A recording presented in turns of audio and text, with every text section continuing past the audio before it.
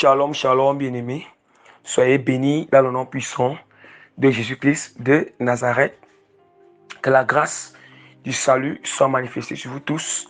La grâce des fruits du Saint-Esprit, l'amour, la douceur, la joie, la paix, la patience, la bonté, la bienveillance, la tempérance, la fidélité et la foi soient manifestées sur vous tous, mes bien-aimés.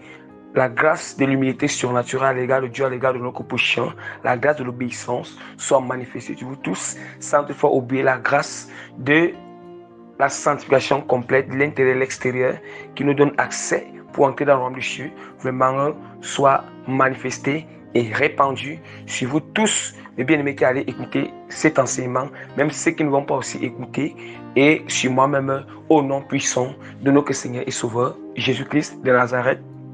Amen. Bien-aimé, vraiment rapidement, je ne vais pas clôturer la prière. Je vais juste recommander la prière donc d'une manière très courte en quelle demande de Dieu pour que le serpent tout à conclure en ce moment d'enseignement. Seigneur, je bénis ton son nom, je te loue et je t'exalte, Seigneur. Je te magnifie parce que tu m'as encore accordé la grâce de venir enseigner à ton peuple, Seigneur Père. À ton peuple, Seigneur, aujourd'hui, Seigneur. Éternel Dieu, quand on appelle, je suis reconnaissant à chaque fois, Seigneur, que tu nous assistes et que tu es toujours avec nous, Seigneur. Merci, Père, parce que tu continues à sauver les âmes. Merci, Père, parce que tu continues à accorder à la grâce à tous tes serviteurs, Seigneur, authentiques, Père, d'éclairer le peuple, Seigneur, éternel Dieu, Père, Seigneur. Père, je continue, Seigneur, à te dire merci infiniment, c'est pour tout ce que tu nous combles, Seigneur, pour toutes les âmes que tu sauves partout, Seigneur. Éternel Dieu, quand Seigneur, Père, Seigneur, en ce moment, Seigneur Père, je reconnais que sans ton esprit, Père, je ne peux pas, Seigneur, enseigner, Père, sans ta volonté, Seigneur. Je ne peux pas enseigner, Père, sans, Seigneur, ton assistance, ta présence, Père. Je ne peux avoir aucune force, Seigneur, ni aucune inspiration, Seigneur, ni aucune connaissance, Père, pour partager à ton peuple, Seigneur. Même sans, Seigneur, ta présence, Seigneur, je ne peux impacter aucune âme, Seigneur, ni convaincre aucune âme, Seigneur. Mais c'est toi seul, Seigneur, qui peut le faire, Seigneur, Père. Voilà pourquoi, Seigneur, Père, je t'en supplie de venir prendre total contrôle en ce moment d'enseignement, Seigneur. Que le Saint-Esprit, Seigneur Père, prend total contrôle, Père, en ce moment d'enseignement, Seigneur. Le Saint-Esprit, Seigneur, prend total contrôle dans la vie de tous les bien-aimés, Seigneur. Tous ceux qui vont écouter cet enseignement, Seigneur. Le Saint-Esprit va les mouvoir, Seigneur Père, afin qu'ils soient concentrés, Seigneur Père. Et le Saint-Esprit les convoie, Seigneur Père. Ô éternel Dieu, Seigneur, toi, c'est qui est au-dessus de toutes choses, Seigneur. Toi, Seigneur, qui est toujours au parmi nous, Seigneur. Toi qui touches les cœurs. Toi, Seigneur, qui sauve les âmes. Toi, Seigneur Père, qui convoie, Seigneur. Voilà pourquoi tu es dit, Seigneur, de recevoir, Seigneur, l'honneur, la puissance, l'exaltation, l'élévation, Seigneur, la magnificence, Seigneur, la magnificence de Père, l'adoration, Seigneur, la grandeur, la puissance, l'autorité, la royauté, la souveraineté, Seigneur.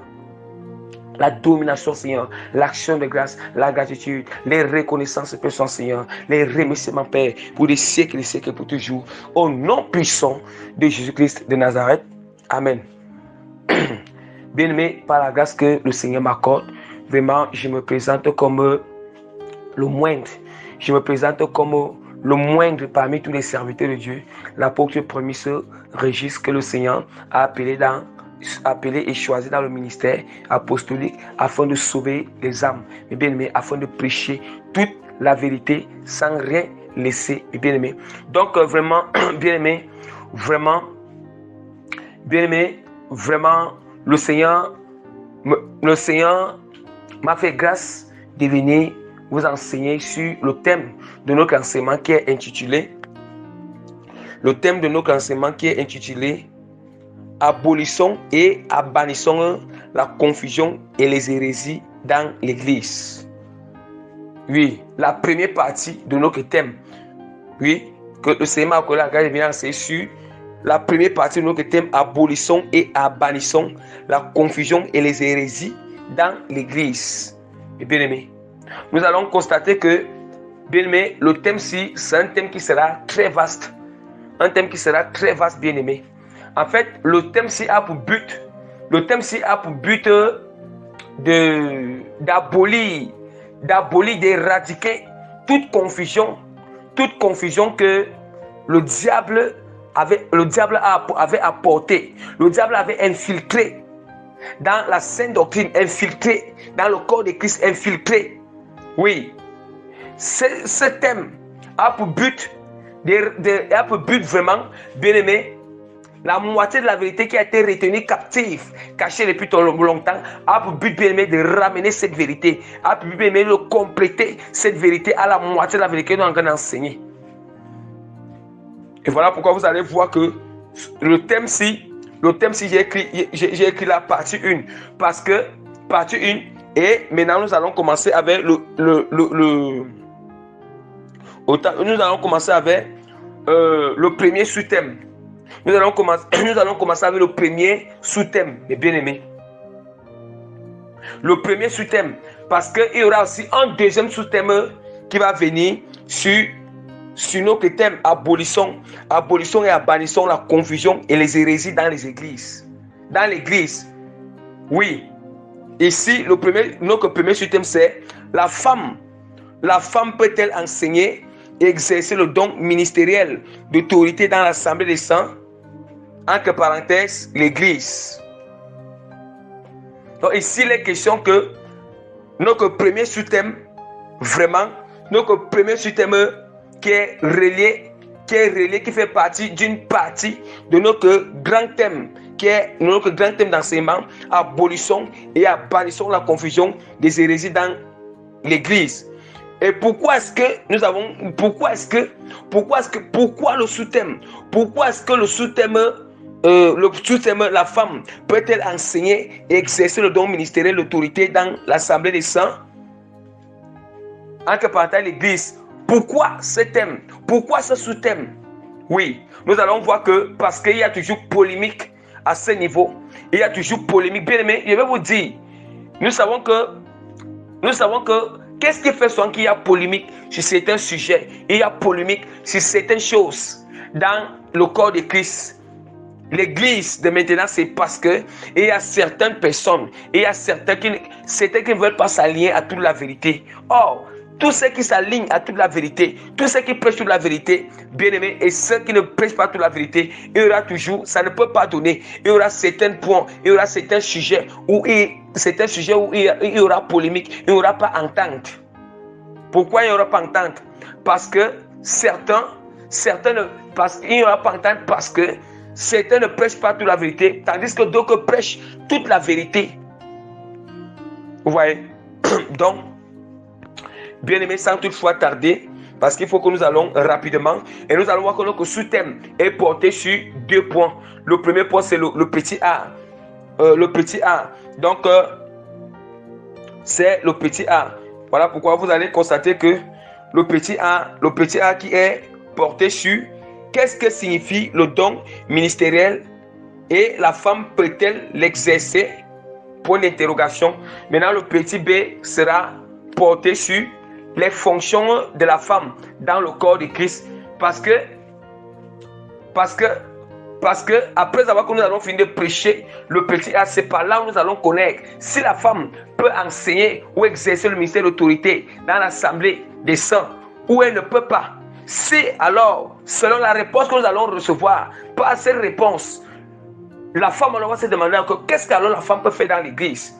Et voilà pourquoi le petit B est aussi là afin de prêcher quelles sont les fonctions attribuées à la femme dans l'église, dans le corps de Christ, selon la parole de Dieu et non la parole de l'homme, selon la volonté de Dieu et non la volonté de l'homme. Bien-aimés, nous ne sommes pas ici nous ne sommes pas ici pour se rallier aux caprices de la théologie, mais nous sommes ici pour se rallier, pour se soumettre à la volonté du Saint-Esprit, à la volonté de Dieu, à la volonté totale de la parole du Seigneur. Bien-aimés, donc rapidement,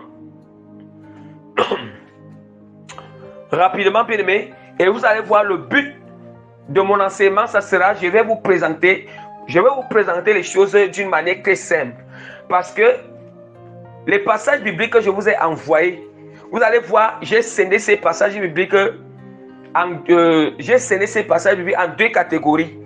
Il y a des passages bibliques qui montrent plus clairement que la femme ne peut pas enseigner dans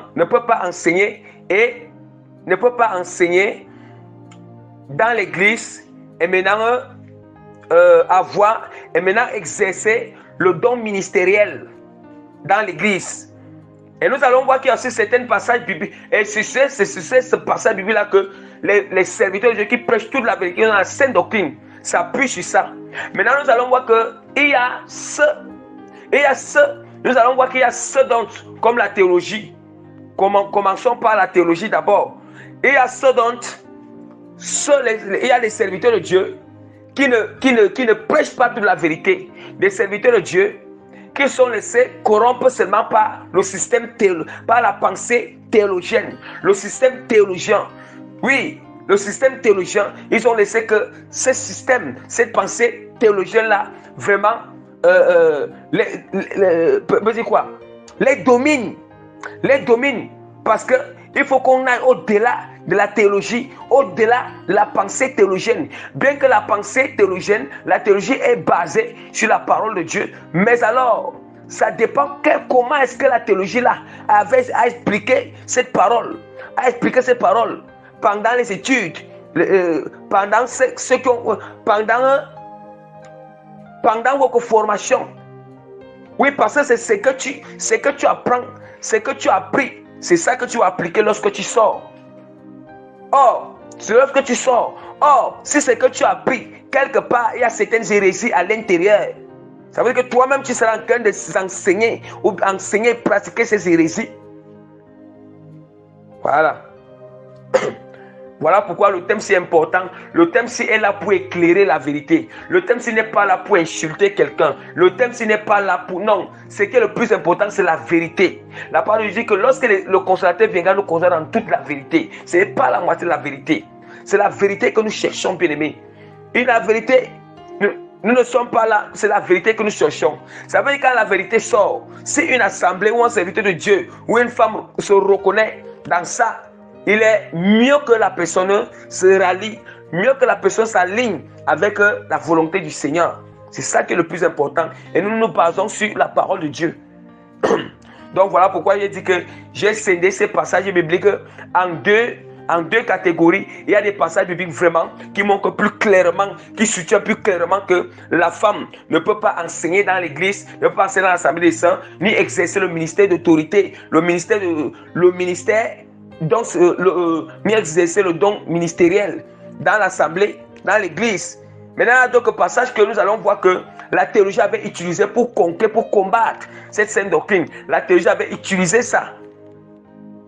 Donc, ce sont ces passages qui amènent la confusion sur cet enseignement, qui amènent la confusion sur cette doctrine, qui amènent la polémique à cause de la théologie, parce que la théologie n'a qu'une seule pensée. Voilà pourquoi nous allons voir que la théologie n'a qu'une seule pensée. Voilà pourquoi nous allons voir qu'il y a eu une prolifération ou bien une multitude de serviteurs de Dieu qui ont une même pensée sur ce thème ou bien sur cette idée, sur ce thème ou bien sur cette idée générale. Bien-aimé, vraiment, bien-aimé, je vais commencer plus clairement avec les passages bibliques qui démontrent que la femme ne peut pas enseigner. La femme ne peut pas enseigner dans l'assemblée des saints et même exercer le ministère, exercer le don ministériel. Mais avant de commencer à prouver cela, il faut déjà premièrement, bien aimé, qu'on essaie déjà de donner ce que signifie le don ministériel. Bien aimé, le don ministériel, c'est quoi? Le don ministériel. Le don ministériel, c'est le don ministériel, bien aimé. C'est déjà quoi le don ministériel?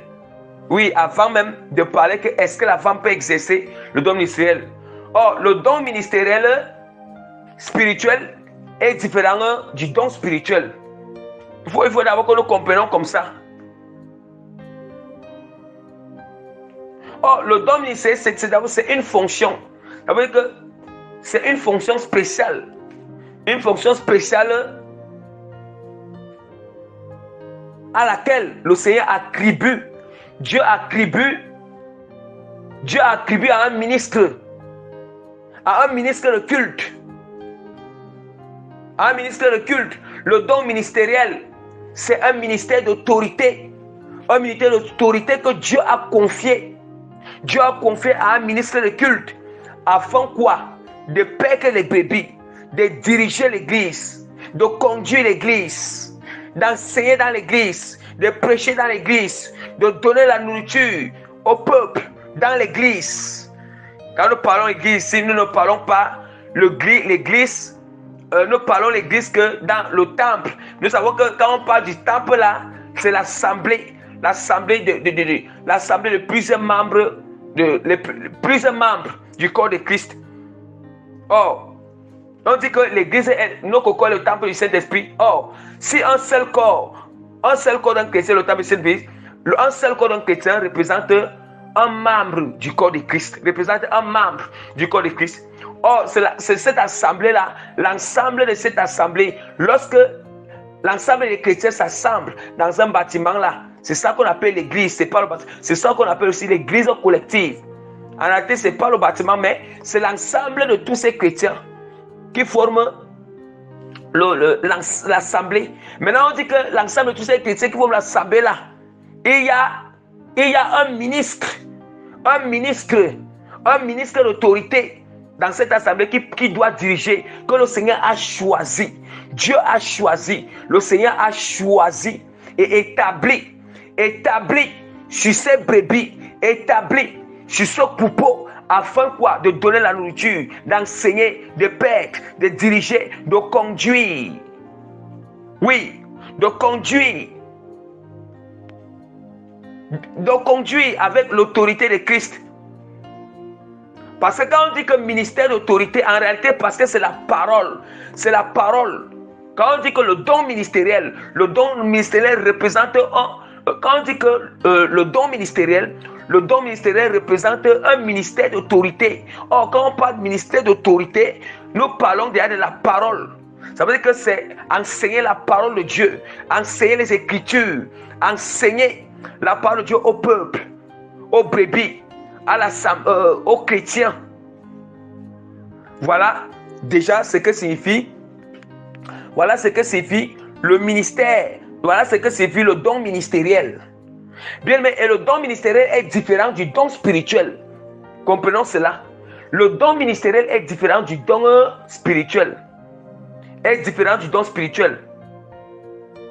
Le don ministériel est à part.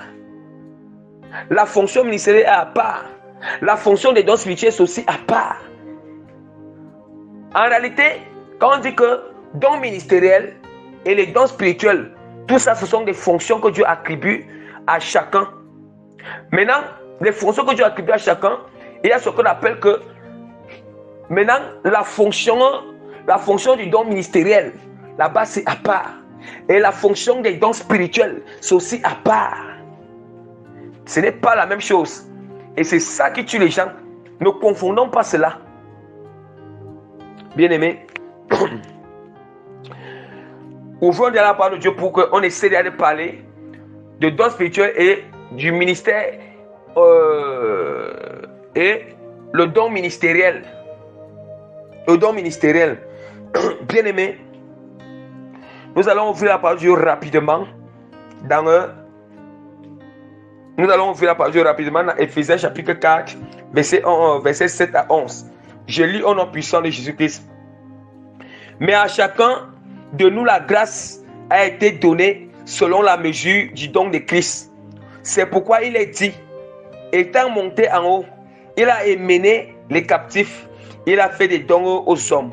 Or, que signifie il est monté, sinon qu'il est aussi descendu dans les régions inférieures de la terre? Celui qui est descendu, c'est le même qui est monté au-dessus de tous les cieux, afin de remplir toutes choses. Il a donné les uns comme apôtres, les autres comme prophètes, les autres comme évangélistes et les autres comme pasteurs et docteurs. Et les hommes comme pasteurs et docteurs. Bien-aimés, voici maintenant les 5 ministères. Les 5 ministères qu'on appelle le don ministériel. Le don ministériel. Oui. Voilà les 5 ministères qu'on nous donne. Les 5 ministères spirituels. Ce sont les ministères qu'on appelle les dons ministériels. Dons ministériels. Ça veut dire que si Dieu a choisi quelqu'un comme apôtre, Dieu a choisi quelqu'un comme apôtre, ça veut dire que la personne a un don ministériel apostolique. Ça veut dire qu'il a pour rôle, même s'il n'a pas encore une église, ça veut dire que Dieu l'a appelé à diriger une église. Dieu l'a appelé à conduire les brebis. Dieu l'a appelé, que ce soit apôtre, que ce soit pasteur, prophète, évangéliste, docteur. Bien, mais nous allons lire rapidement aussi on connaissait parce que je n'ai pas envie de clôturer long en large. Nous allons lire rapidement dans 1 Corinthiens chapitre 12, verset 27 à 30. Vous êtes le corps de Christ et vous êtes ses membres, chacun pour sa part. Et Dieu a établi dans l'église, premièrement, des apôtres. Secondairement, les prophètes. Troisièmement, les docteurs. Ensuite, ceux qui ont le don des miracles. Écoutons bien. Ensuite, ceux qui ont le don des miracles. Ceux qui ont le don de guérir, de secourir, de gouverner, de parler diverses langues. Tous sont-ils apôtres? Tous sont-ils prophètes? Tous sont-ils docteurs? Tous ont-ils le don des miracles? Tous ont-ils le don de guérison? Tous parlent-ils en langue? Tous interprètent-ils? Bien, est-ce que nous entendons déjà? Donc, le Seigneur prouve déjà que, nous voyons comment Dieu nous prouve qu'il y a une différence entre les dons spirituels et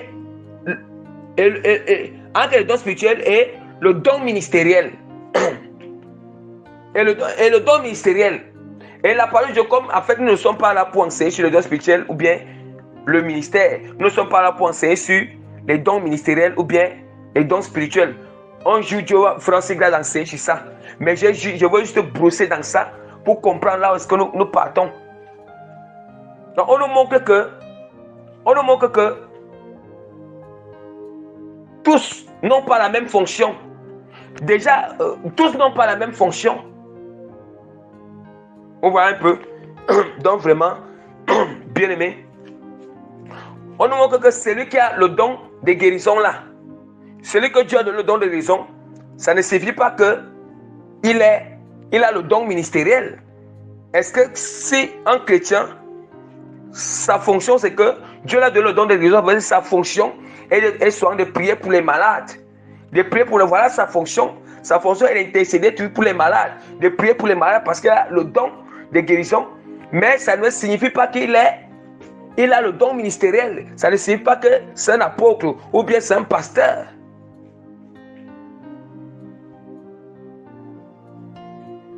Mais là, nous allons spécifier. Nous allons entrer dans les profondeurs pour spécifier. Nous sommes au niveau de la femme. Parce que là, nous allons nous concentrer sur le don ministériel. Le don ministériel ou bien le ministère d'autorité. C'est ça que nous allons nous concentrer. Quand on parle de ministère d'autorité ou don ministériel, c'est celui-là que Dieu a choisi ou établi pour diriger une assemblée, pour diriger l'église, pour conduire l'église, pour nourrir les brebis, pour enseigner la parole de Dieu au peuple, à l'assemblée. Je dis bien que l'assemblée des chrétiens. Oui. C'est sur ça que on va se concentrer. Est-ce que la femme est appelée à ça, doit jouer cette fonction, doit jouer ce rôle dans l'assemblée? C'est d'où maintenant nous nous appuyons sur la parole. Nous allons d'abord parler et démontrer que la femme ne peut pas enseigner dans l'église. Et la femme ne peut pas exercer le ministère d'autorité. La femme ne peut pas diriger une église. Oui, c'est la parole qui va nous le démontrer. Qui va nous le démontrer, bien-aimé. Bien-aimé, il faut être patient. Il faut écouter, même si ça fait mal. Peut-être que ça tombe que c'est une femme qui dirige l'église, qui va écouter cet enseignement vraiment. Je t'exhorte, écoute attentivement. Il faut, avec les compassions de notre Seigneur Jésus, écoute d'abord attentivement. Et si tu n'es pas convaincu, soumets ça devant le Seigneur. Parce que la manière qu'elle va décortiquer, avec la parole de Dieu en appui, vraiment, Donc, bien aimé, nous allons ouvrir rapidement la parole de Dieu dans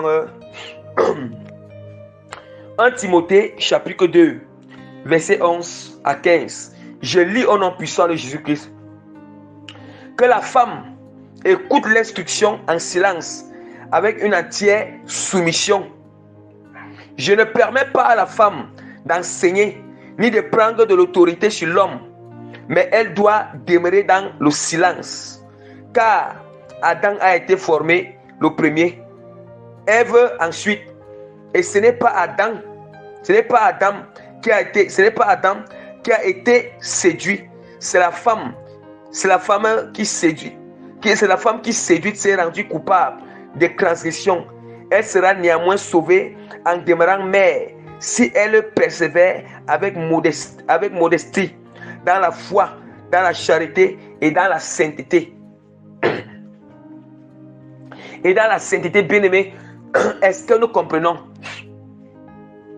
La parole dit que la femme écoute l'instruction en silence avec une entière soumission.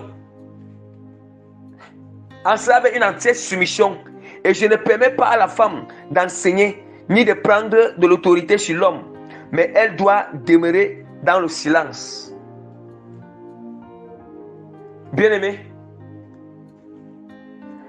nous allons voir que dans ce passage, la théologie avait souligné que non, ici, on ne parlait pas dans l'assemblée.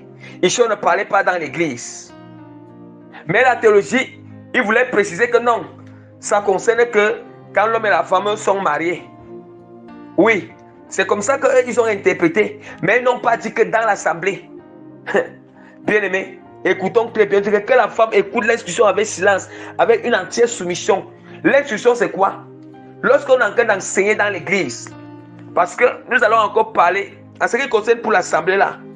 Bien-aimés, nous allons encore ouvrir rapidement la parole de Dieu dans 1 Corinthiens chapitre 14, verset 33 à 37. Je lis au nom puissant de Jésus.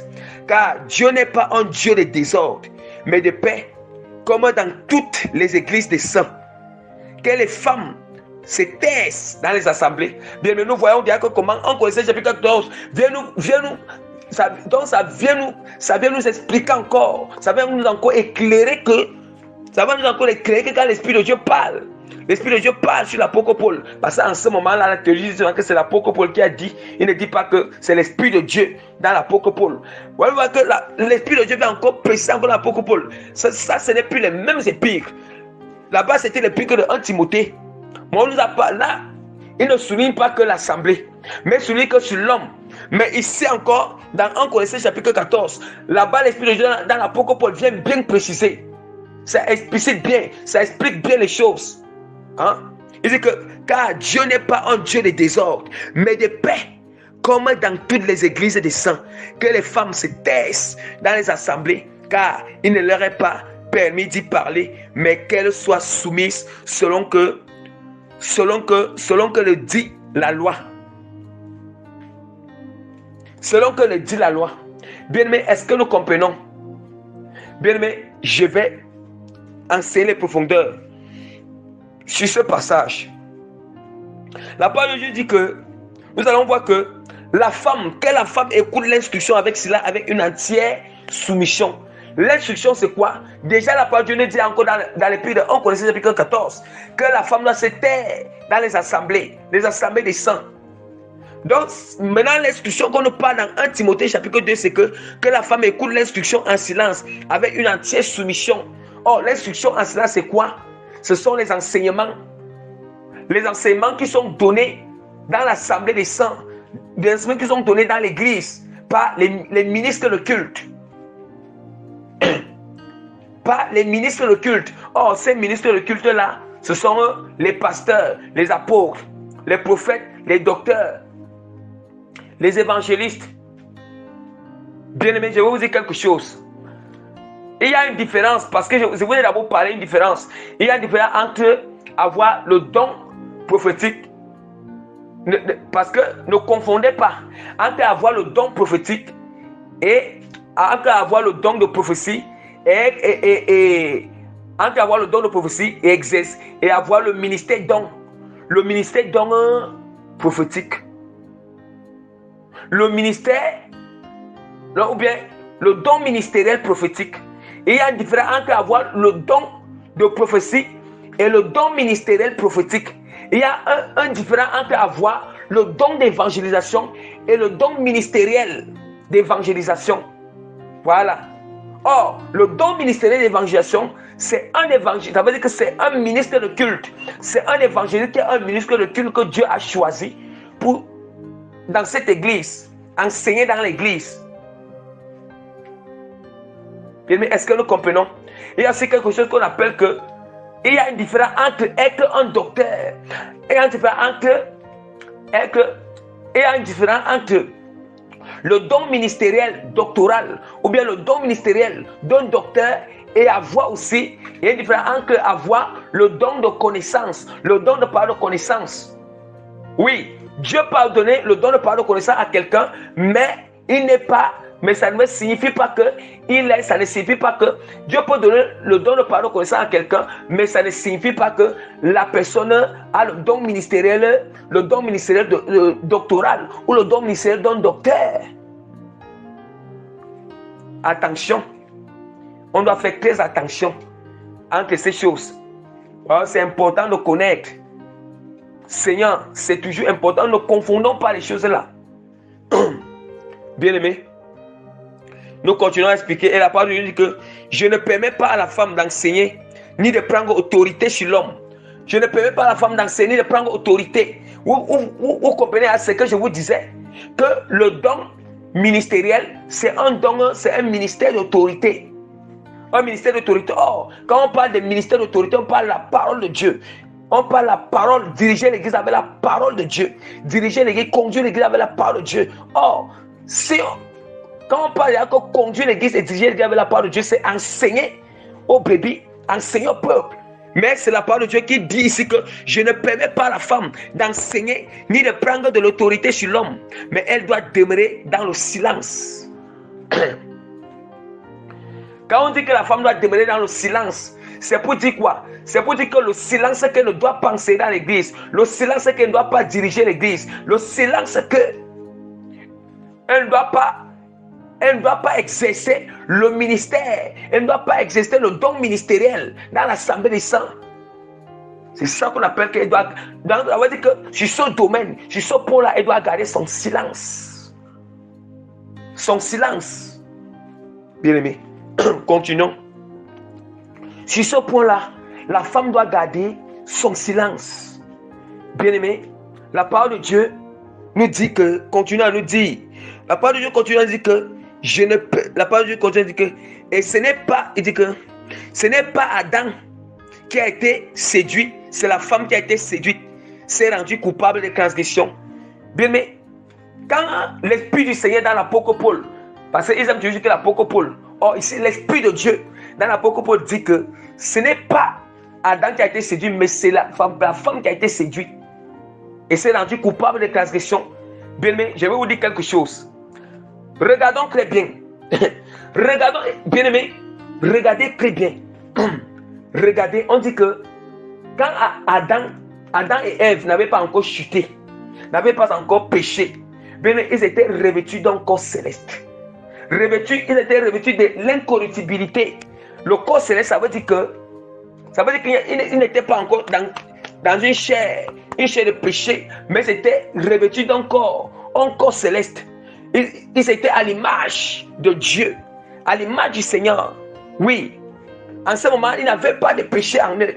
On dit qu'ils n'avaient pas de péché, mais on dit que bien qu'ils étaient dans un corps corruptible, mais le diable a parvenu à séduire Ève.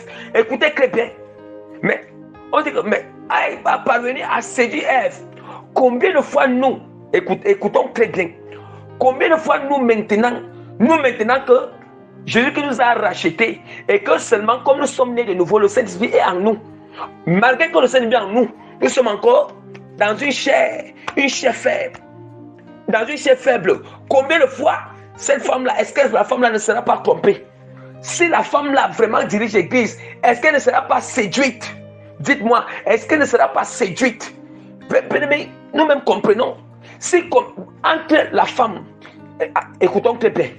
Entre la femme que Christ a rachetée, entre la femme qui est née de nouveau et qui est remplie du Saint-Esprit, et l'état de Ève. Ève n'avait même pas encore péché. On dit que l'état de Ève, l'image que Ève avait, et cette femme-là, bien aimée, il n'y a pas match. Parce que Ève était encore même, Ève était dans son corps incorruptible. Ève n'était pas dans son corps de péché. C'est après avoir qu'Ève a transgressé la parole de Dieu. C'est là maintenant, Ève et Adam, ils sont revêtus d'un corps corruptible, d'un corps mortel, d'un corps de péché, d'un corps de faiblesse, d'un corps d'erreur. Mais on dit qu'au départ,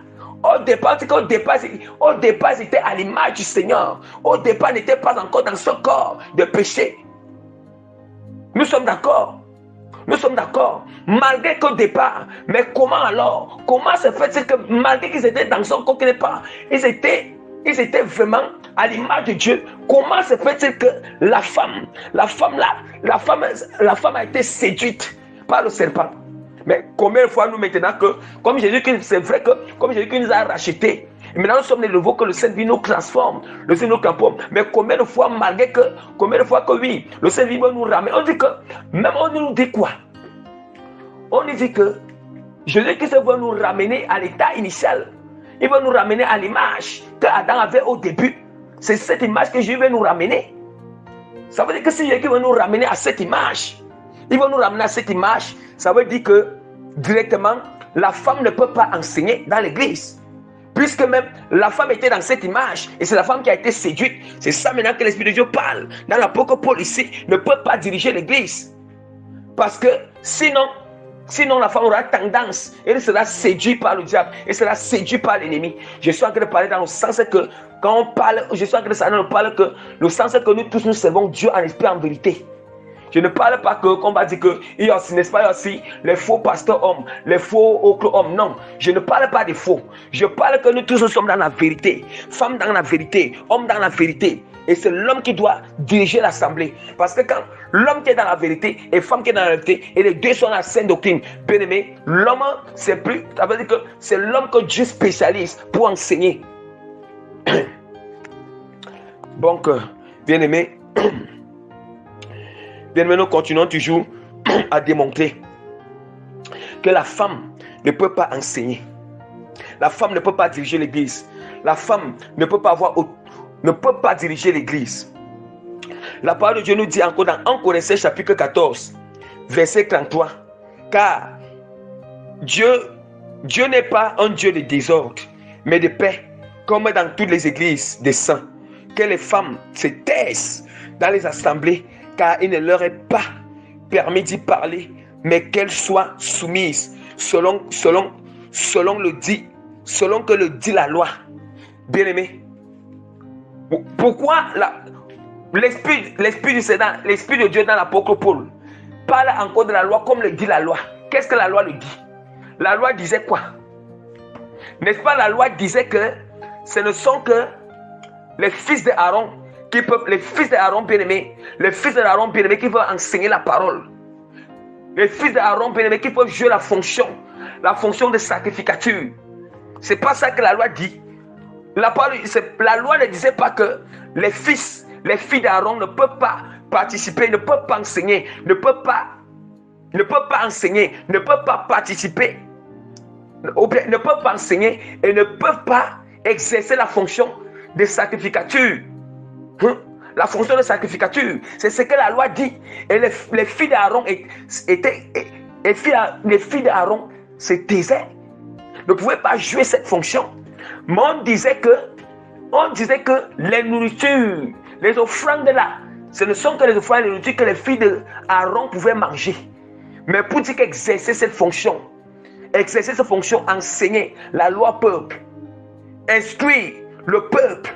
Voilà pourquoi on dit que la femme s'était et qu'elle écoute l'instruction en silence. Or, les sacrificateurs et la descendance d'Aaron, les Lévites, ils avaient pour rôle d'instruire le peuple avec la parole de Dieu. Bien, mais continuons. Et si elles veulent s'instruire quelque chose qu'elle interroge leur mari à la maison, car elle est malséant à une femme de parler dans l'église. Malséant à une femme de parler dans l'église. Quand on dit que malséant à une femme de parler dans l'église, malséant à une femme d'enseigner, monter sur le pupitre, enseigner dans l'église. C'est ça qu'elle est en train de parler ici. D'enseigner dans l'église. Malséant à une femme.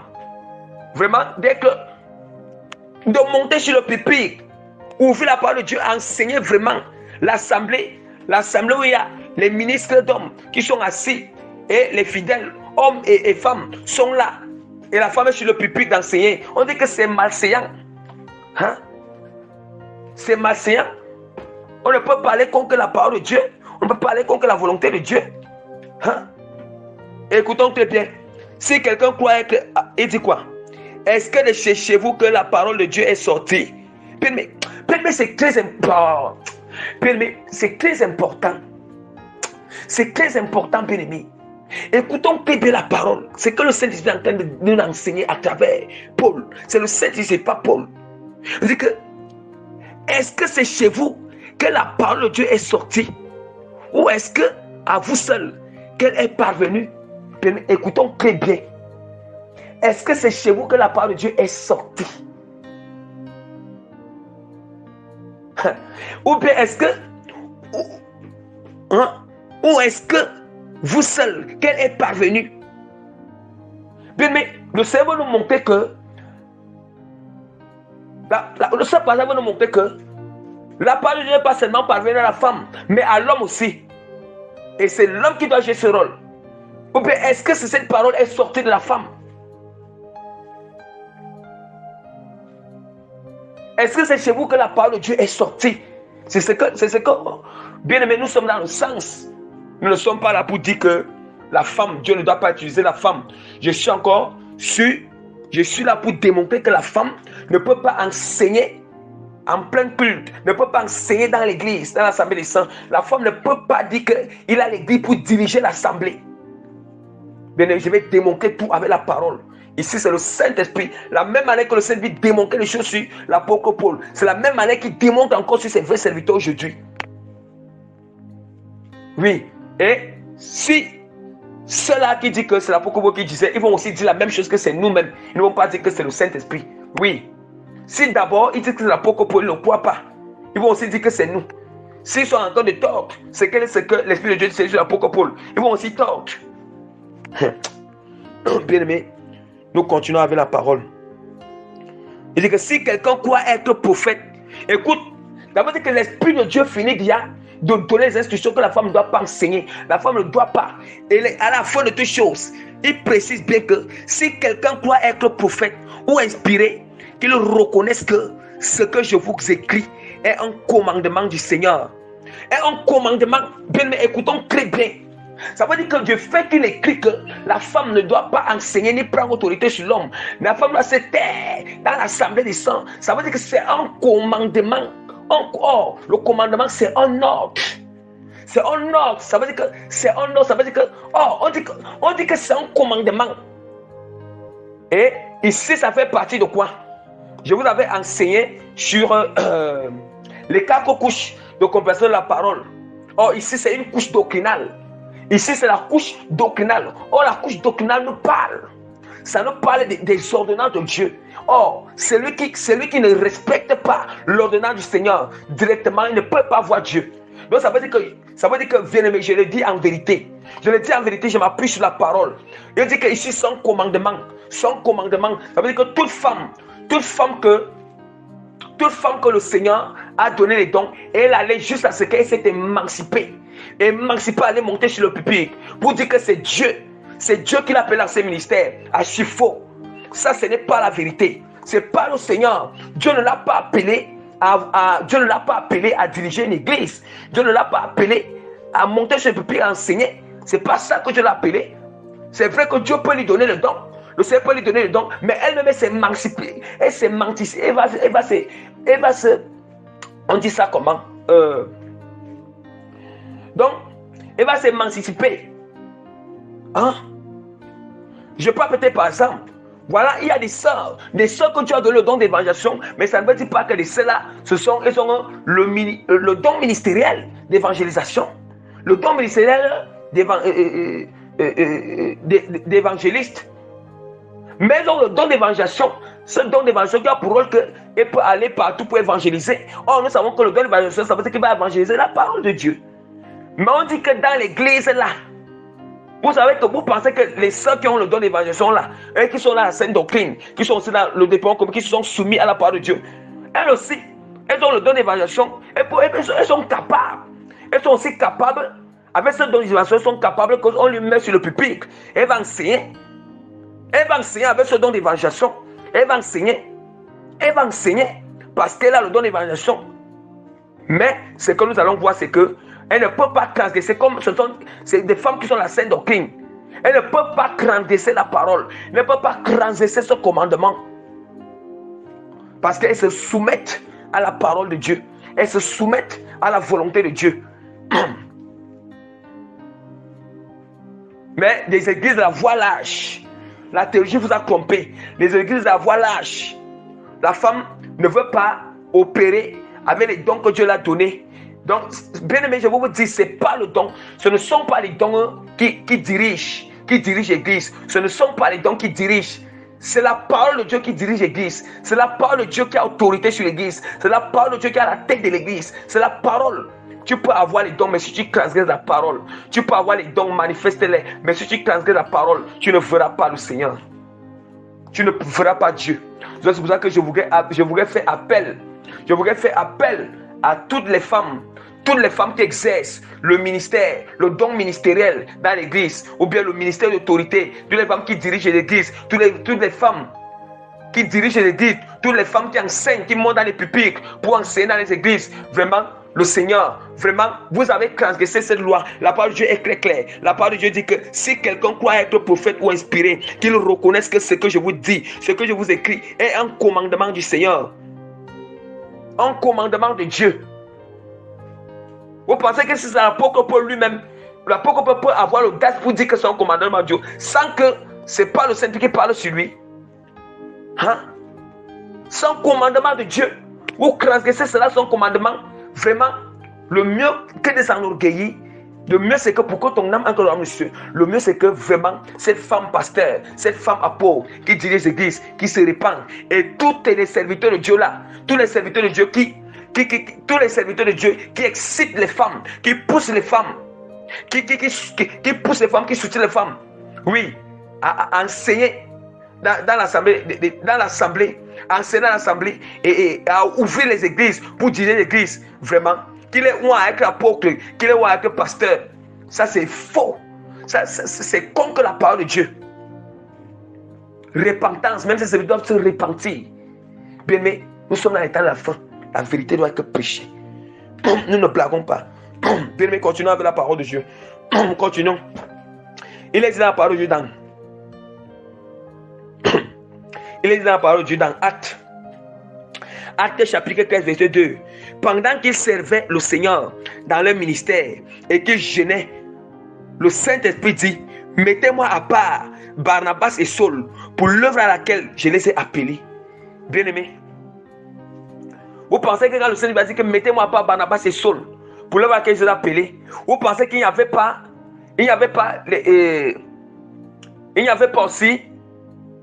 les servantes qui marchaient avec Jésus. Il n'y avait pas les servantes là qui étaient avec les apôtres. Il n'y avait pas Marie de Magdala. Il n'y avait pas Marie, la mère de Jésus. Il n'y avait pas Salomé. Il n'y avait pas Suzanne. Il n'y avait pas Marthe, la servante Marthe. Hein? Il n'y avait pas Jeanne, la servante Jeanne.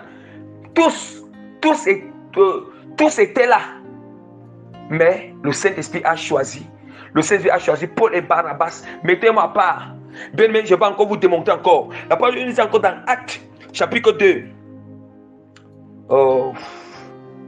La parole de Dieu nous dit encore.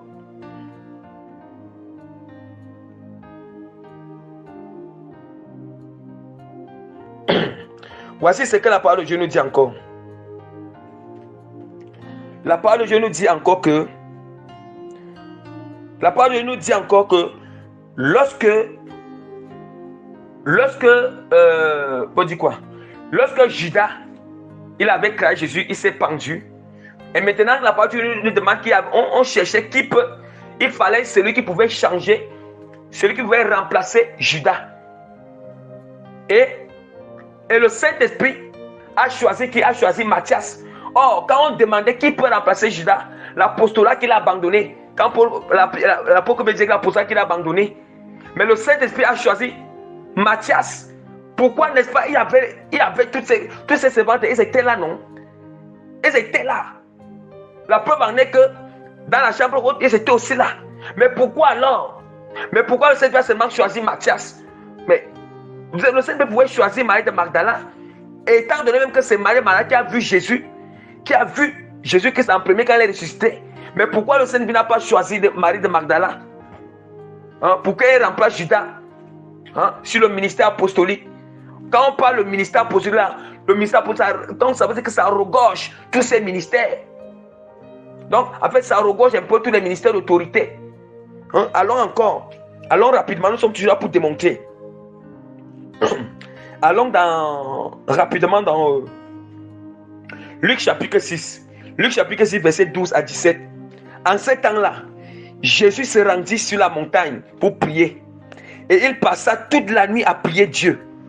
Quand le jour parut, il appela ses disciples. Et il en choisit 12, auxquels il donna le nom d'apôtres. Il en choisit 12. Écoutons très bien. C'est d'où même que quand on dit que le ministère apostolique, il en choisit 12. La parole de Dieu dit que Jésus-Christ en choisit 12. Et il donna le nom d'apôtre. Or, apôtre qui veut dire, qu'il choisit. Il donne le nom apôtre qui veut dire que c'est un ministère d'autorité. C'est un ministère de culte qui doit diriger l'assemblée. Vous savez, c'est une fonction spéciale. Une fonction spéciale. On dit quoi? Il dit que quand le jour parut, il appela ses disciples, il en choisit 12, auxquels il donna le nom d'apôtre. Bien, je vais citer les noms. Et quand je vais citer les noms, vous allez me dire, parmi ces noms-là, s'il y a les servantes qui soutenaient Jésus, qui marchaient avec Jésus. S'il y a le nom de l'une des servantes, on dit que, en tant que nom de l'une des servantes, qu'on l'a choisi comme apôtre, ou bien a choisi comme dans un ministère d'autorité. Écoutons très bien. Parce qu'il a choisi et il donna le nom d'apôtre. Simon qu'il nomma Pierre, André son frère, Jacques, Jean, Philippe, Barthélemy, Matthieu, Thomas, Jacques, fils d'Alphée, Simon appelé le Zélote, Jude, fils de Jacques, Judas Iscario qui devint traître. Il descendit avec eux et s'arrêta sur un plateau où se couvait une foule de ses disciples et une multitude de peuples de toute la Judée, de Jérusalem et de la contrée maritime, de Tyr, de Sidon. Il était venu pour l'entendre et pour être guéri de leur maladie. Mais est-ce que nous entendons? On nous dit que Jésus-Christ, il dit qu'en ce temps-là, Jésus se rendit à la montagne pour prier et passa toute la nuit à prier. Jésus qui passa toute la nuit à prier. Et c'est le matin qu'il choisit ses apôtres. Il choisit. C'est le matin qu'il est choisi. Il donne le nom d'apôtre. Il est choisi dans ce ministère. On dit qu'il a prié toute la nuit. Mais pourquoi? Mais pourquoi alors Jésus-Christ? Mais est-ce que nous allons dire que les servantes là n'étaient pas encore avec Jésus? Nous allons dire que ces servantes là n'étaient pas là. Bien aimé, attention. Voilà des passages de Dieu qui prouvent. Attention. Même Jésus-Christ lui-même, il n'a pas établi des servantes qui marchaient avec elle, des servantes qui travaillaient avec elle ensemble. Jésus qui n'a établi aucune servante dans le don ministériel. Dans le don ministériel, où il y a le ministère d'autorité. C'était les hommes. Bien aimé, cela nous enseigne. Ça nous enseigne. Après, vous allez dire que l'apôtre Paul, même Jésus, mais est-ce que Jésus l'a fait? Après, vous allez dire que l'apôtre Paul. Les gens blaguent. C'est plus le Seigneur Jésus, mais bien, mais les gens blaguent. Les gens blaguent. Bien aimé. Maintenant, nous allons passer sur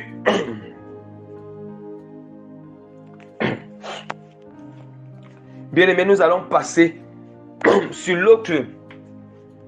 Nous allons passer sur les passages.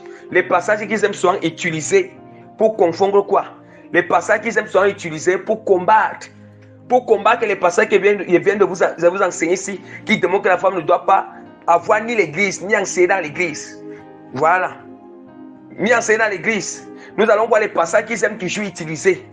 Que la théologie utilise et les pasteurs théologiens utilisent. Les pasteurs de la théologie, les pasteurs que la théologie a formaté utilisent. On laissez l'été guidé par le Saint-Esprit. Bien aimé, c'est vrai qu'on dit toujours que la théologie c'est le Saint-Esprit qui avait enseigné ces choses. Les choses qu'on enseigne dans la théologie, c'est le Saint-Esprit. Mais si on dit ça c'est le Saint-Esprit, bien aimé. Si c'était moins le Saint-Esprit, la théologie n'est pas un problème, mais si c'est qu'on enseigne toute la vérité dans la théologie vraiment, s'il n'y a pas un problème. S'il n'y a pas un problème. Mais quand il n'y a pas toute la vérité, c'est là où il y a un problème. La parole de Dieu dit quoi? Voici les passages qu'ils aiment toujours utiliser. Qu'ils aiment toujours utiliser que non, que la femme doit enseigner dans l'église.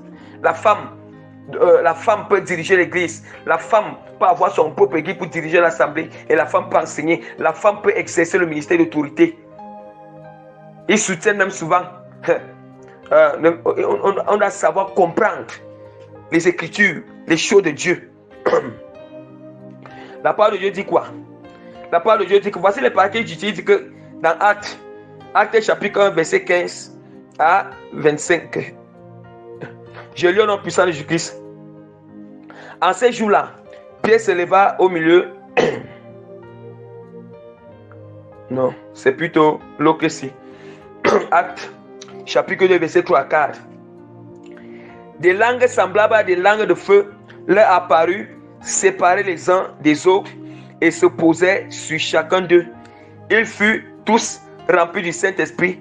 L'Esprit se mit à parler en d'autres langues selon que l'Esprit leur donnait de s'exprimer. Oui, il y a le passage qu'ils aiment toujours utiliser. Je pas encore dans un autre passage. Ils aiment encore utiliser l'autre passage ici. Ils aiment encore utiliser le passage de Joël chapitre 2, verset 28 à 29 que après cela, je répandrai mon esprit sur toute chair. Vos fils et vos filles prophétiseront, les vieillards auront des songes et vos jeunes gens des visions, même sur les serviteurs et sur les servantes. Dans ces jours-là, je répandrai mon esprit. Bien, je suis en train de lire tous les passages qui aiment toujours utiliser pour conclure que la femme peut enseigner dans l'église, la femme peut exercer le ministère d'autorité, tel que vous expliquez. J'ai fini de lire tous ces passages. Voici encore l'autre passage qu'ils aiment toujours utiliser. Ils utilisent encore souvent le passage de Galates chapitre quoi? Car vous êtes tous fils de Dieu par la foi en Jésus-Christ. Vous tous qui avez été baptisés en esprit, vous avez revêtu Christ. Il n'y a plus ni juif ni grec. Il n'y a plus ni esclave ni libre. Il n'y a plus ni homme ni femme. Car tous vous êtes en Jésus-Christ. Et si vous êtes en Christ, vous êtes dans la possibilité d'Abraham, héritier selon la promesse. Bien aimé, je vais vous dire, en réalité, ils ont utilisé ce passage, ils ont tordu ces passages. Dieu ne se concrétise pas. Ils ont tordu, ça veut dire qu'ils ont donné une mauvaise interprétation, une mauvaise compréhension de ces passages. Vous voyez, c'est d'où maintenant qu'ils tombent. C'est d'où maintenant ils tombent dans le piège du diable. Vous voyez, c'est d'où maintenant que le diable m'a encore utilisé la parole de Dieu pour tendre encore le piège à tous ceux qui ont l'esprit de confusion, tous ceux qui n'ont pas l'amour de la vérité, tous ceux qui résistent à la vérité, tous ceux qui ne sont pas à la vie de sainteté. Hein? Bien aimé, allons-y très bien. La parole de Dieu nous dit que la prophétie de Joël s'est accomplie le jour de la Pentecôte. Quand on dit qu'après cela, je répandrai mon esprit sur toute chair. Vos fils et vos filles prophétiseront, vos vieillards auront des songes et vos jeunes gens des visions. Même sur les serviteurs et sur les servantes, Dans ces jours-là, je répandrai mon esprit. Voilà, bien-aimé. On nous dit que même sur des serviteurs, sur mes servantes, dès qu'ils attendent servante, la femme commence à s'émanciper. La femme commence à s'exciter. S'exciter que non. Oui, je peux diriger l'église. Je peux. Est-ce que tu as compris vraiment la révélation qui est là? Tu as compris la profondeur? Tu as compris vraiment la pensée de Dieu?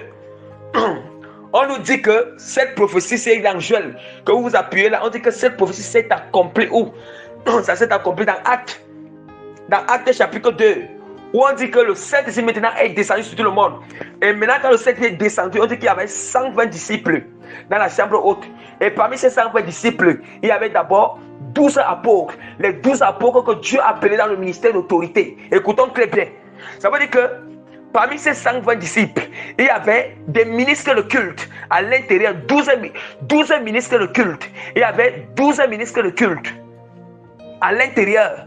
Et maintenant, le reste, c'était les disciples de Jésus-Christ.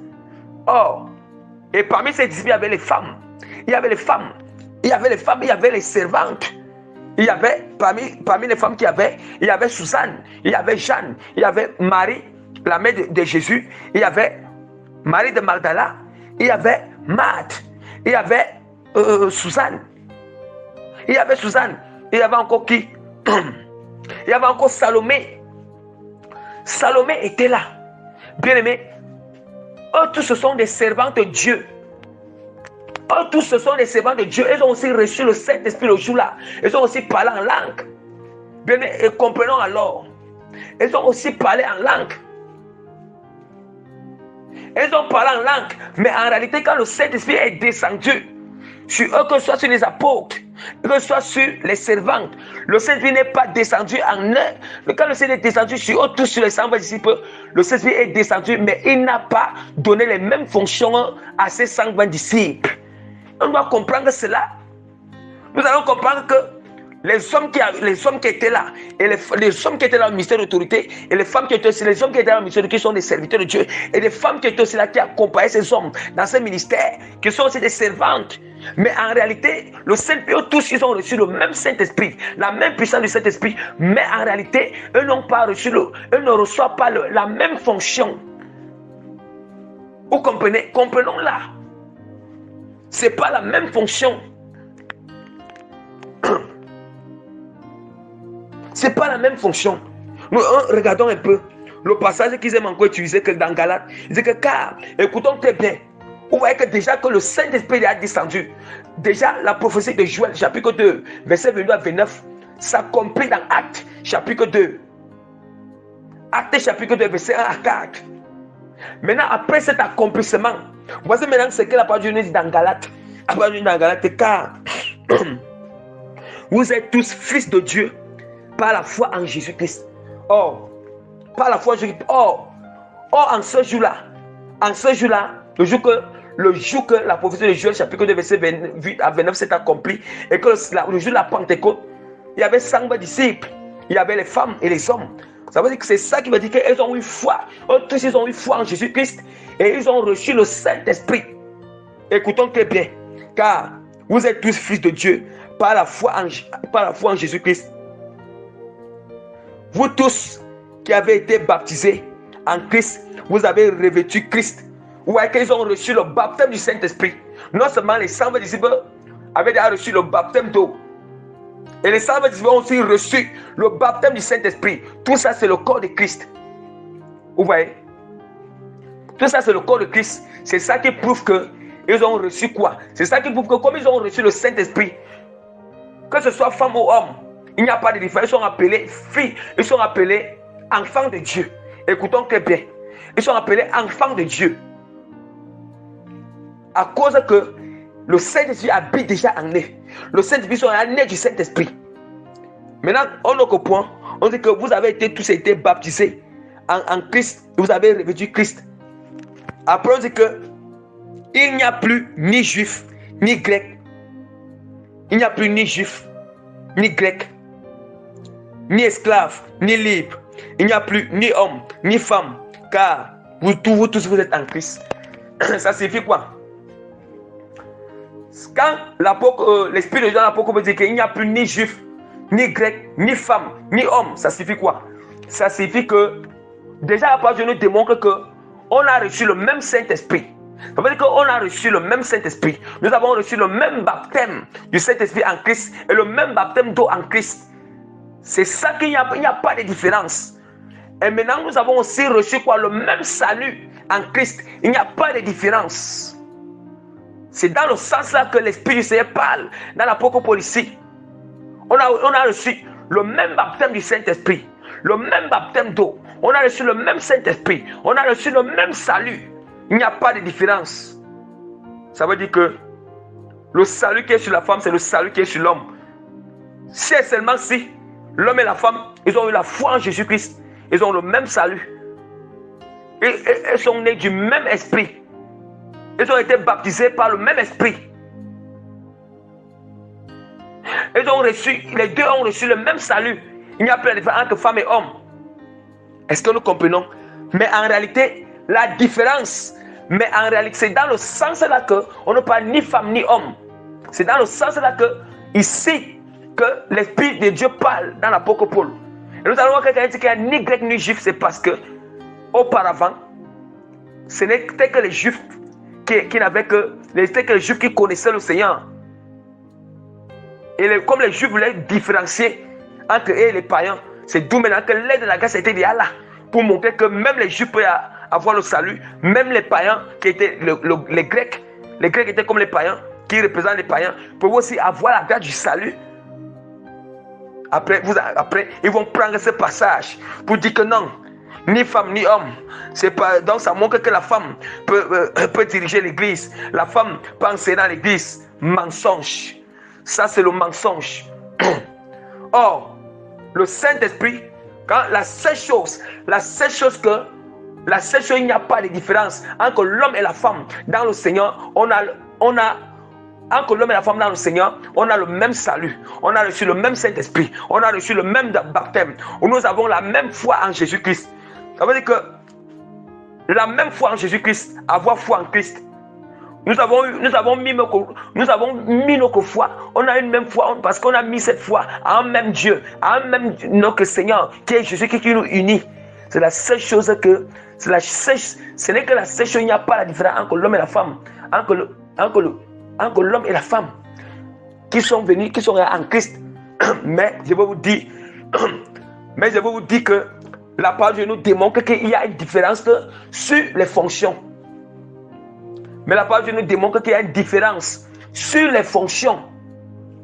Donc pour vous dire qu'il ne faut pas confondre là où l'homme et la femme. Là où l'homme et la femme il n'y a pas une différence en Jésus-Christ. Ne confondez pas avec les fonctions. Les fonctions dans le corps de Christ, c'est là-bas qu'il y a une différence entre l'homme et la femme. La femme ne peut pas exercer le ministère d'autorité. Je m'appuie sur la parole.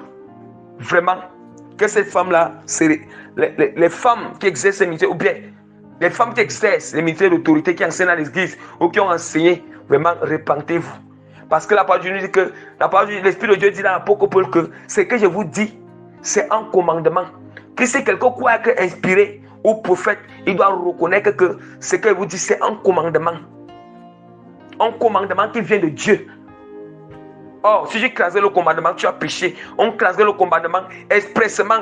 J'ai même dit à lui la parole que la femme ne doit pas enseigner, ne doit pas exercer, même dit à écouter ça enseignement. Et j'ai crasé ça expressément.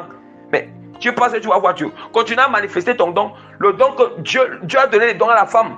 Mais toi, tu utilises ton don. Ça veut dire que tu es en train de franchir le commandement de Dieu, franchir la discipline, l'ordre du Seigneur. Parce que tu es émancipé par ton don. Émancipé. Ça peut arriver que tu as le don de prophétie. Dieu t'a donné le don de prophétie, mais tu transformes ton don de prophétie en un ministère prophétique, en un don ministériel prophétique ou un ministère d'autorité prophétique. Ça peut arriver que toi, la femme, le Seigneur t'a donné le don de l'évangélisation, mais toi, tu transformes ton don d'évangélisation en un ministère don d'évangélisation, un ministère d'autorité d'évangélisation, où tu diriges l'église, où tu enseignes à l'église. Ah, bien-aimé, attention. Attention.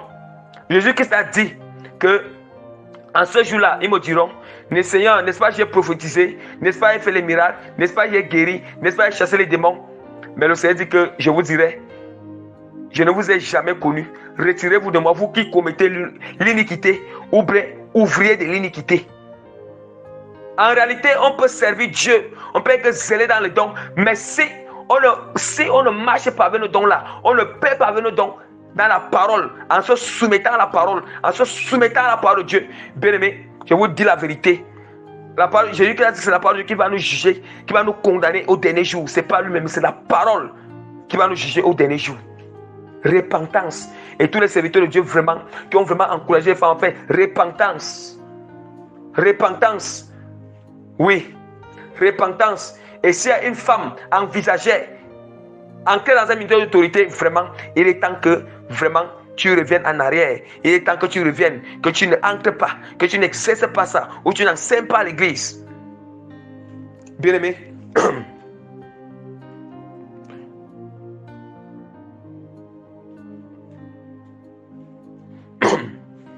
ou tu n'enseignes pas à l'église. Et bien aimé, c'est très très important. C'est très très important, bien aimé. Je vous assure que c'est très très important. Très très important. Donc je vais passer rapidement sur les fonctions. Rapidement sur les fonctions de la femme dans l'église. Je vais passer rapidement sur les fonctions de la femme dans l'église. Donc petit B. Donc petit B. Les fonctions de la femme dans le corps de Christ. Bien aimé, quand on dit que fonction de la femme dans le corps de Christ, là on nous parle des dons que le Seigneur donne à la femme. Les dons, ça veut dire que la femme exerce les dons que le Seigneur lui a donnés dans l'église pour l'édification du corps de Christ. C'est ça qu'on parle, les fonctions de la femme dans le corps de Christ. Parce que on s'est dit que quand on prêche que la femme, on se dit que donc la femme ne peut pas alors travailler. Non, la femme peut faire la mission pour Dieu, doit faire l'œuvre du Seigneur. Mais il ne faut pas qu'elle confonde, il ne faut pas qu'elle franchisse les lignes, il ne faut pas qu'elle fasse le désordre, il ne faut pas qu'elle transgresse le commandement de Dieu. Hein? Quand on parle des fonctions de la femme dans le corps de Christ, on ne parle, ce sont les dons spirituels. On ne parle que la femme doit exercer les dons spirituels que Dieu l'a donnés dans l'église, dans l'assemblée, au profit du corps de Christ, pour l'édification du corps de Christ. C'est d'où maintenant nous parlons du don de l'évangélisation. Quand Dieu donne le don de l'évangélisation à la femme, en réalité, on va dire que mais ce don d'évangélisation là, c'est souvent quand on part évangéliser dehors, dans les rues, dans les marchés. Mais on dit que le don est là pour édifier l'église, pour mettre au service du corps de Christ. Mais bien aimé, je vais vous dire quelque chose. Quand une femme part évangéliser dehors, pas évangéliser dans les rues, les places publiques, les petits marchés et tout ça, dans tout endroit là. Mais n'est-ce pas, c'est pour amener les âmes dans l'église, non? C'est pour amener les âmes dans l'église. Tout ça, c'est pour le corps de Christ. Elle amène les âmes dans l'église. Quand elle amène les âmes dans l'église, maintenant, il y a les ministres qui sont là de culte pour enseigner ces âmes, pour les nourrir. Pour les nourrir. Donc, la femme, maintenant, ça veut dire que la femme qui a le don d'évangélisation, ça veut dire que c'est ta manière. Ça veut dire que si Dieu te donne le don d'évangélisation, ça veut dire que c'est ton appel. C'est ton appel là-bas. Ça veut dire que tu es une servante de Dieu et c'est ton appel. Tu dois souvent aller dans les rues, dans les places publiques, dans les petits marchés, donc tout endroit où tu peux aller évangéliser, où tu peux aller parler de Jésus-Christ. Bien, mais je vais vous le dire en vérité que Jésus-Christ a utilisé, le Seigneur a utilisé puissamment les maris de Magdala. Jésus-Christ a utilisé puissamment Marie de Magdala. Il a utilisé puissamment Marthe. Il a utilisé puissamment Salomé, puissamment Jeanne, puissamment Suzanne, puissamment Salomé, puissamment toutes ces femmes-là, toutes ces servantes-là, le Seigneur les a utilisées puissamment dans l'évangélisation. Mais il n'y a jamais eu quelque part où elles ont ouvert l'église. Je vais vous dire quelque chose. Oui, on dit souvent que on dit souvent qu'il y a il y a aussi ceux qui disent que bon, il y a souvent aussi les livres que Marie de Magdala avait écrit, mais on avait caché ça. Bon, bien aimé, je vais un peu vous dire quelque chose. Mais même si c'est que, oui, je ne nie pas que Marie de Magdala avait écrit les livres. Il avait écrit. Si Marie de Magdala avait écrit les livres, cela ne signifie pas qu'elle exerce le ministère d'autorité, qu'elle dirige l'église. Que les gens ne confondent pas cela. C'est comme je peux dire que maintenant, il y a les ministères d'autorité, les apôtres, les prophètes et tout ça. Et n'est-ce pas, il y a les servants de Dieu, il y a les sœurs qui travaillent ensemble avec les serviteurs de Dieu. Il y a les servants qui travaillent ensemble avec les serviteurs de Dieu. Par leur don, si celle-là peut-être a le don d'évangélisation, ça veut dire qu'elle a l'inspiration. Elle peut écrire. Elle peut aussi écrire les livres. Hein? C'est aussi comme un témoignage. Dieu, comme les sœurs qui ont les sœurs qui ont le don de révélation, le don de prophétie par vision là. Les choses que Jésus lui montre, elle peut écrire. Hein? Si tout au long de sa vie sur la terre, Dieu lui montre les choses, elle peut écrire un livre. Elle peut écrire à chaque témoignage, elle écrit quelque chose, ça devient un livre. Ça devient un livre, non? Ça devient un livre, mais ça devient un livre. Et là, c'est pour l'édification du corps de Christ. Mais pour dire là que dans l'église, diriger l'église là, conduire l'église et enseigner dans l'église, c'est ça, on doit savoir connaître la part des choses. On doit savoir connaître qu'est-ce que Dieu nous parle. Donc, on doit savoir connaître que nous devons savoir connaître ce que le Seigneur nous parle réellement, mes bien-aimés. Ce que Dieu nous parle réellement. C'est très important. Nous sommes dans les temps de la fin. Il est important de préserver le salut, bien-aimé. Il est important de préserver le salut. Nous allons constater que quand nous parlons des fonctions de la femme, les fonctions que la femme peut exercer dans l'église, ce sont les dons que Dieu a donnés à la femme. Maintenant, ce sont les dons-là que la femme va exercer. En fait, les dons-là que la femme là va manifester.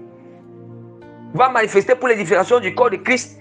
Et c'est à travers ce don-là que Dieu l'utilise. Et quand Dieu l'utilise, c'est une servante de Dieu. À travers le don que Dieu l'a donné. Dieu peut donner le don d'évangélisation à la femme, le don de prophétie à la femme.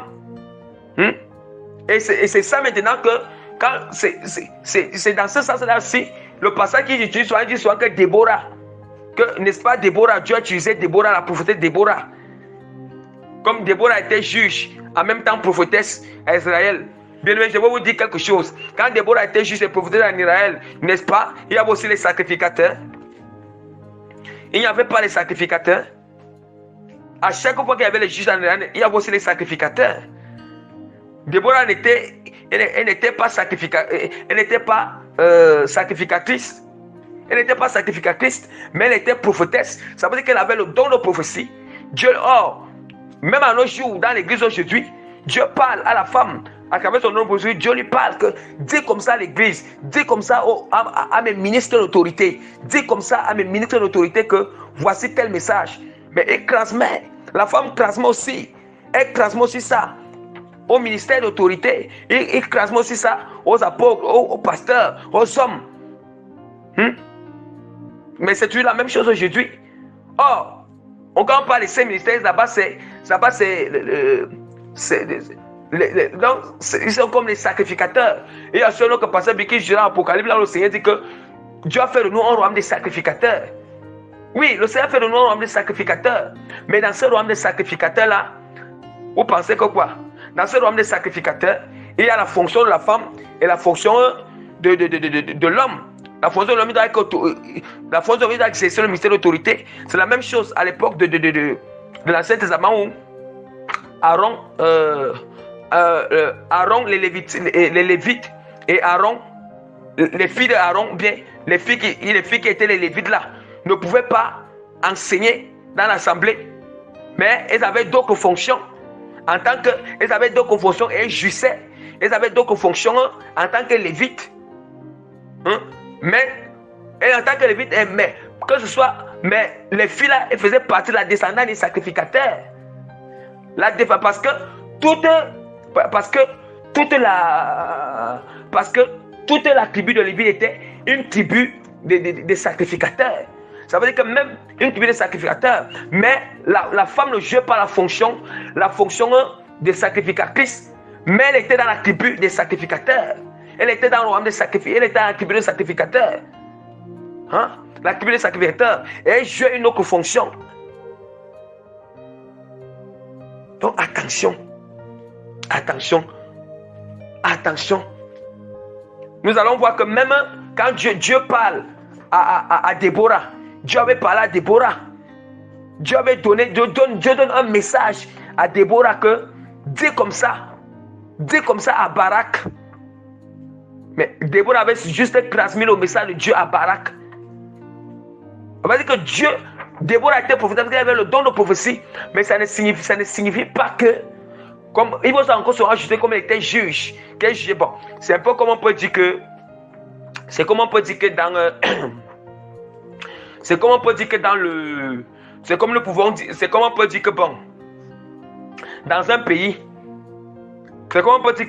un pays, il y a l'église. Et c'est comment on peut dire quoi? Hein? Comment on peut dire qu'elle était juge, qu'elle jugeait? Nous allons voir que dans un pays, une femme peut être commissaire. Si la femme là est commissaire, ça ne signifie pas que la femme là, une femme peut être commissaire et en même temps aussi elle est chrétienne. Elle est commissaire en même temps aussi que Dieu, elle est commissaire en même temps aussi elle est chrétienne. Et Dieu l'utilise dans le don prophétique. Mais ça ne signifie pas que comme elle est commissaire, elle peut diriger l'église. Ou bien elle peut aller sur le pupitre ou sur la chaire pour enseigner dans l'église. Vous comprenez? C'est un peu comme ça. C'est un peu comme ça que Déborah était en même temps juge et prophétesse. C'est comme on peut dire qu'une femme, à notre jour, une femme est en même temps commissaire et aussi chrétienne. Donc, en même temps commissaire aussi chrétienne, ayant aussi le don de prophétie. Et à son temps, il y avait les sacrificateurs. Le temps de Déborah, les sacrificateurs qui ont pour rôle d'enseigner la parole au peuple, d'instruire au peuple. Donc vraiment, on doit faire attention. Donc, voici les fonctions que la femme peut jouer. La femme peut témoigner. La femme peut évangéliser. La femme peut témoigner. Quand on dit qu'évangéliser, pour dire que dans les places publiques, les rues et tout ça. La femme peut évangéliser. La femme peut témoigner. La femme peut prophétiser. Si elle a le don de prophétie. Si elle a le don de prophétie, la femme peut manifester ses dons spirituels. Voilà. Elle peut manifester ses dons spirituels. Mais dans la soumission en respectant la parole de Dieu. Elle peut également, la femme peut être intercesseuse. La femme peut intercéder pour les saints. La femme peut éduquer les jeunes filles et les enfants. La femme peut enseigner. En fait, la femme peut conseiller. Pour conseiller dans l'assemblée, en fait dans la réunion des femmes. Elle peut exhorter dans la réunion des femmes.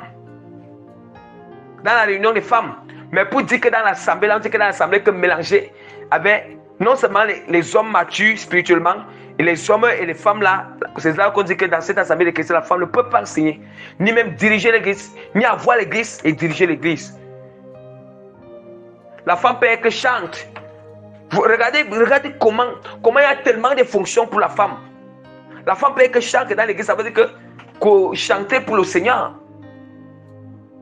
Mais vous allez voir et vous allez constater que toutes les femmes qui deviennent toujours, qui finissent toujours par diriger l'église, ou enseigner dans l'église, nous allons constater que cette femme-là, Dieu ne l'a jamais montée, jamais dit que tu dois ouvrir l'église. Parce que il y a que les femmes, toutes les femmes même qui sont chrétiennes là, elles-mêmes sont conscientes que quand Dieu les montre comment elle va l'utiliser, Dieu les montre peut-être soit comment elles sont en train de prophétiser, soit comment elles sont en train d'évangéliser puissamment. Le Seigneur les utilise puissamment, comment elles évangélisent sur les rues, elles évangélisent sur les places publiques, elles évangélisent quelque part, ou bien Dieu peut lui montrer comment elle est en train de témoigner. Témoigner, c'est que Dieu l'a montré, c'est que Dieu l'a montré à l'église, comment elle témoigne. Mais ce n'est pas qu'elle est à l'église, elle est en train d'enseigner, ou bien en train de diriger l'église, ou bien ouvrir l'église. Donc attention, Parce qu'il y a parfois quand les femmes, dès que les femmes voient leur vision là, vraiment, ils comprennent leur vision là d'une autre manière. Si d'abord ils comprennent d'abord la parole d'une autre manière, ils vont aussi comprendre leur vision d'une autre manière. Donc vraiment, voilà, je voulais donner les fonctions de la femme. J'ai tout vraiment enseigné, vraiment, que le Seigneur convainc, que Dieu touche les cœurs. Donc, dans le nom puissant de Jésus-Christ, vraiment, soyez bénis. Soyez bénis au nom de Jésus-Christ de Nazareth.